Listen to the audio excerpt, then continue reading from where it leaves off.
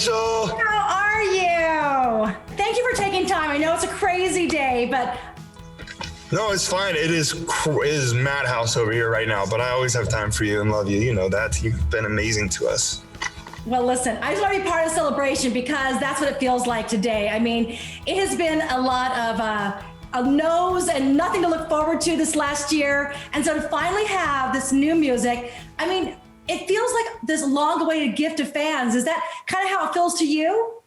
Yeah, you know, it's been 3 years working on this, which is our longest period of time, except for, I guess, pre-first album, you know, which is your lifetime to make that record. But yeah, it's just been, you know, you're so anxious when you work on something for that long and you're about to put it out and you just have no idea because you lose perspective on everything. I know that I love this. I know it has meaning to me.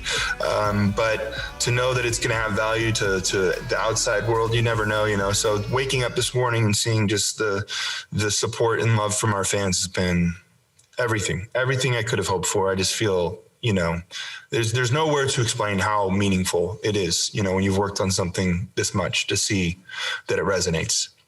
and not just like, I mean, all around the globe, which, you know, we've all been unified with, you know, shared suffering, but now we can all be unified with something to celebrate and be happy about, which is, I mean, it's so appreciated. I hope so. You know, I think you know, the world needs everything we can get right now to unify us, to I don't know, just to give people a sense of, to put on headphones and just be away from it all for a minute, to feel connected, to feel what music does, which is, you know, it takes you away to a different world. And that's always our hope as a band. And I can't wait to put this record out because hopefully it gives our fans a world to kind of go away to, and then we'll be able to sing it together around the world. Yes, live music, please, soon. Please.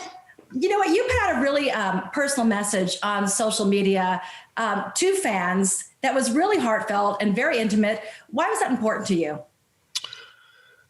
You know, I think that the whole point of art and what I've tried to do from the very beginning is just be vulnerable, to be honest, to show both sides of life, which sometimes can be great and sometimes can be painful, sometimes can be dirty. You know, I think that it's important for us to share our honest moments. And I think that also that helps people to hear the music and hopefully connect to it on a deeper level for themselves.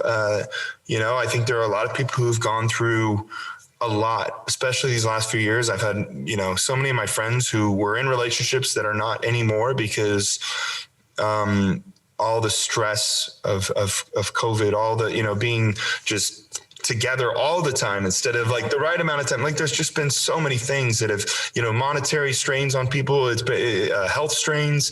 So, you know, I think it's important for us to kind of rally together and share our experiences, whether good or bad. Absolutely. And I have to imagine, I mean, already being an artist, you're already so, and you yourself, you're so sharing and vulnerable with your emotions. But this last year has been kind of a, you know, an awakening and this time of self-reflection for everybody. But for an artist, what surprised you most about the songwriting process this time around?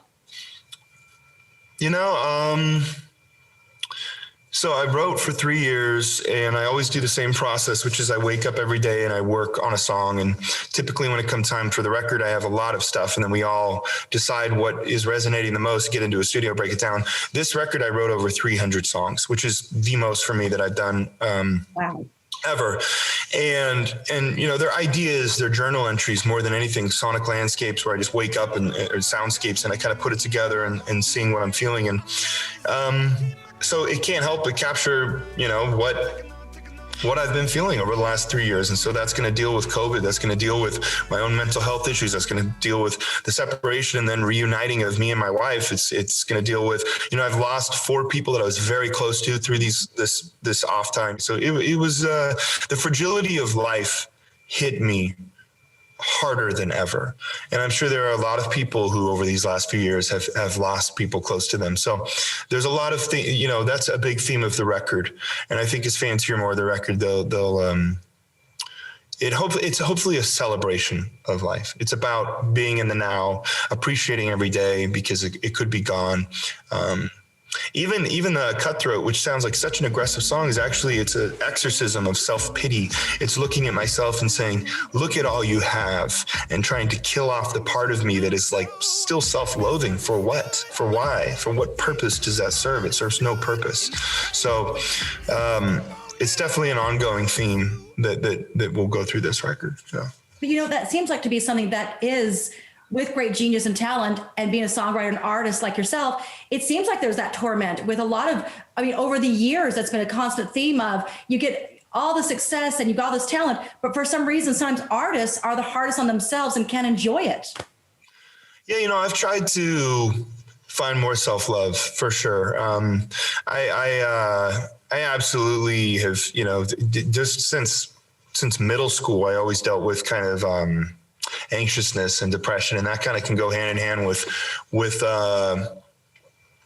not having self-love. And so for me, that's really been something I've really aimed for, and I feel like I've really found over these last few years, and hopefully it reflects in this record. Let me ask you, obviously being a Las Vegas native, it had to pain you to see the Strip shut down last year, boarded up, to see things start to reopen at, we're going now 50%, day parties are back, and the casinos and restaurants. What is your hope for your home in the next coming months and years to come?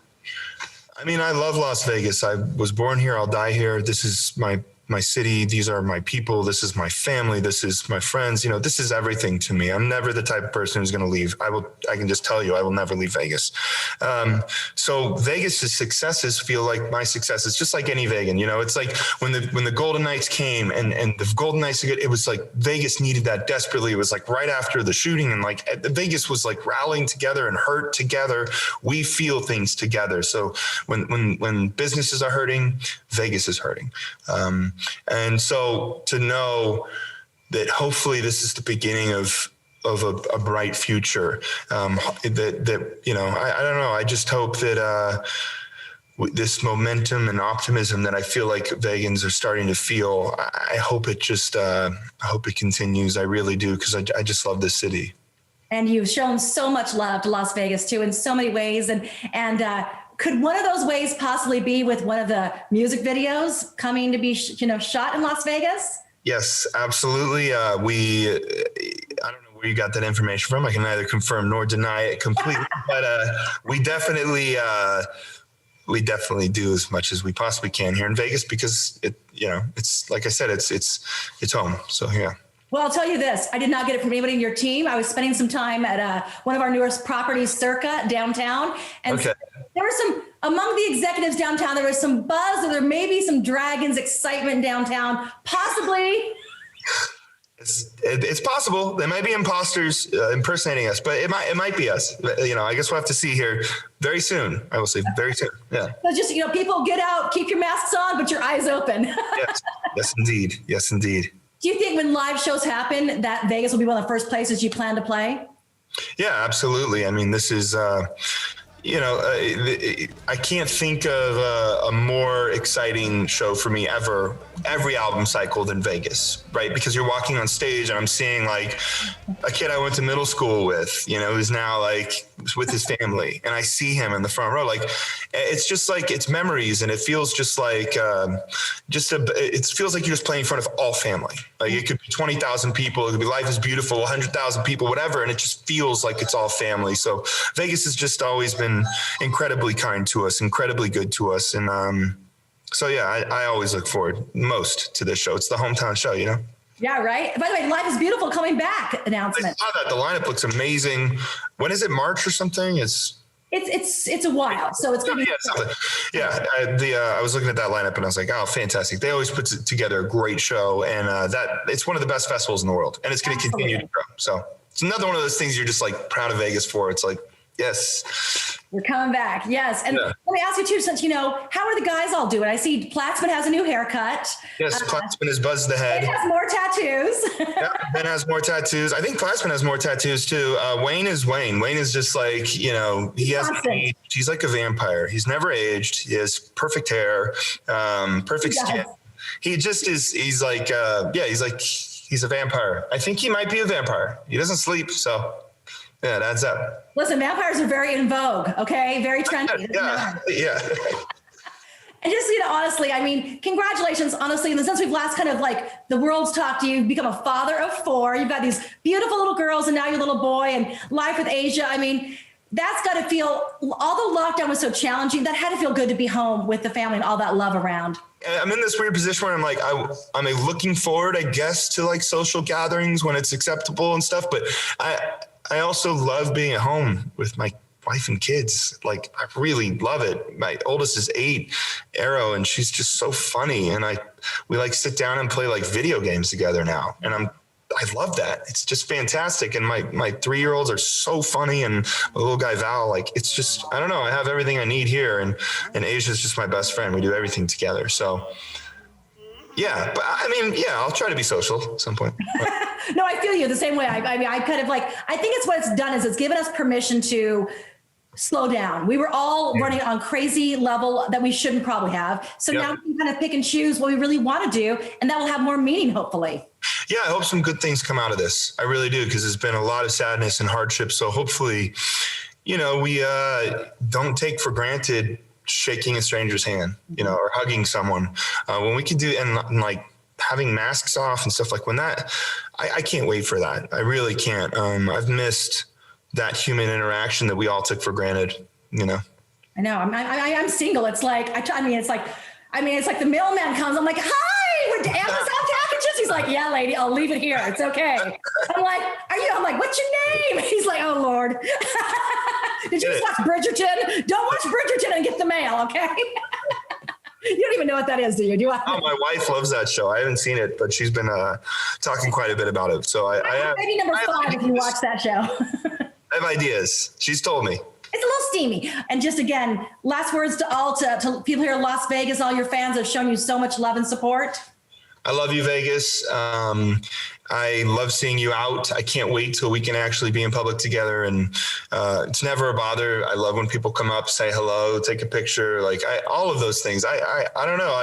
If you would ask me this like 4 years ago, I'd be like, please leave me alone because I'm like, need to go home and find myself again. And I was, I just felt like I was lost. And Vegas is just, I don't know. I love this city. They've been so good to us.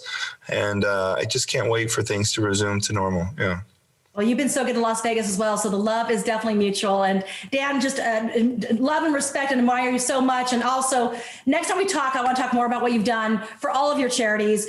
Mental health, for TRF. I mean, that is really, besides the gift of music, what you've done and stood for has meant so much to so many people. And really, thank you so much for that gift.